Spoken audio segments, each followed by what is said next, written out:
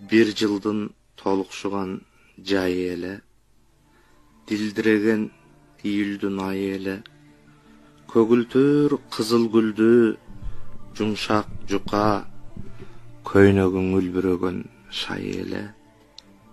Кучактасам буралып кылыктанып, көкүрөгүң, моюнуң күн жыттанып, бир таман жол керкелеп келе жаттык.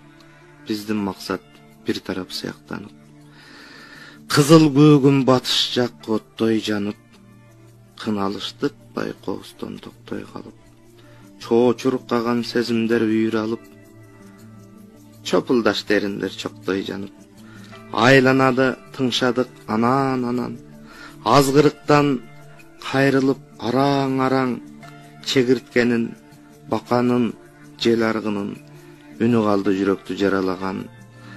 Асманда ай, жылуу кеч келе бердик, кадамдар жай, жол эрип, ойлор эрип, үн чыгарбай мен сага суроо берип, үн чыгарбай сен мага жооп берип. Сени коңшу айылга, мени шаарга, өктөм тагдыр ыргытты акырана, биз бараткан таман жол асфальтталып, бир да жери окшобойт азырага.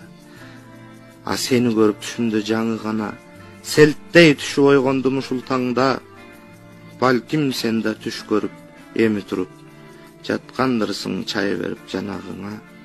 А мен болсо зар болуп карааныңа, азыр жөнөйм шаардын чоң базарына, көгүш кызыл гүлү бар жумшак жука көйнөк алып беремин аялыма.